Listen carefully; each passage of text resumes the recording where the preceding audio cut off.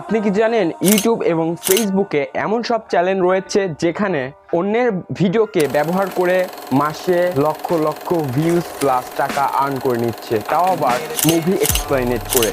আপনি যদি ইউটিউবে অথবা ফেসবুকে গিয়ে সার্চ করেন সিনেমন, তাহলে আপনি একটি চ্যানেল লক্ষ্য করবেন যেখানে শুধুমাত্র মুভি এক্সপ্লেনেট ভিডিও আপলোড করা হয়। অ্যান্ড আপনি যদি এদের চ্যানেলটি সোশ্যাল ব্লেডে যদি আপনি সার্চ দিয়ে দেখতে পারেন, তাহলে এখানে ডলার আইকন দেখতে পারবেন প্লাস ভিউজের আইকন দেখতে পারবেন। অবাক হচ্ছেন তো?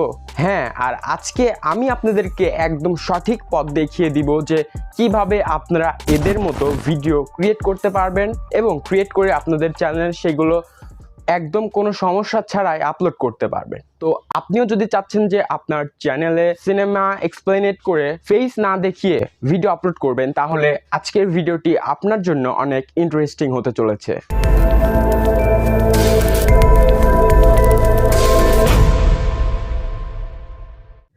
তো আজকের ভিডিওতে এই 5টি ধাপ অবলম্বন করে আজকের ভিডিওটি আমরা ক্রিয়েট করার চেষ্টা করব যে কিভাবে তারা সিনেমা এক্সপ্লেনেট করে। ফার্স্ট অফ অল আমাদের যে কাজটি থাকবে সেটা হচ্ছে সিনেমা খুঁজতে হবে।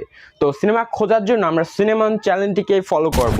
ফার্স্ট অফ অল আমরা চলে যাব সিনেমন চ্যানেলে, অ্যান্ড যাওয়ার পর তার ফার্স্ট ভিডিও অথবা যে কোনো ভিডিওতে ক্লিক করে আমরা একটি ওয়াচ করব। তো ওয়াচ করার পর দেখতে পারবেন যে তাদের ভিডিওতে কোনো অংশ সেই সিনেমার কথাটা বলে দেয়, আসলে যে কোন মুভিটির ইউজ করছে তারা। তো সিম্পলি আপনি সেই মুভিটার নামটি পেয়ে গেলেন, অ্যান্ড পাওয়ার পর ইউটিউবে গিয়ে সার্চ করবেন। ইউটিউবে সার্চ করার পর পেয়ে যাবেন আপনার কাঙ্ক্ষিত মুভিটি। অলরাইট, তো 4 নম্বর স্টেপে আমরা এখন কাজ করব, এটাকে সম্পূর্ণ ভালোভাবে আমরা কাস্টমাইজ করব। অর্থাৎ আমরা এই মুভিটির সাজেশনে যে সমস্ত মুভি আমাদেরকে সাজেশন করা হবে সেগুলো আমরা ভালো করে লক্ষ্য করব। 3 নম্বরে আমরা যে কাজটি করব এখন হচ্ছে এই মুভিটি সম্পূর্ণ ভালোভাবে আমরা পয়েন্ট আউট করব এবং সম্পূর্ণ ভিডিওটি মনোযোগ সহকারে দেখার চেষ্টা করব যে আসলে এই মুভিটি কি বিষয়ের উপর ভিত্তি করে মুভিটি তৈরি করা হয়েছে।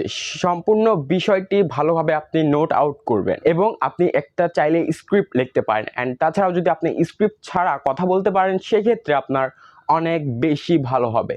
তো চেষ্টা করবেন একটি স্ক্রিপ্ট রেডি করার জন্য।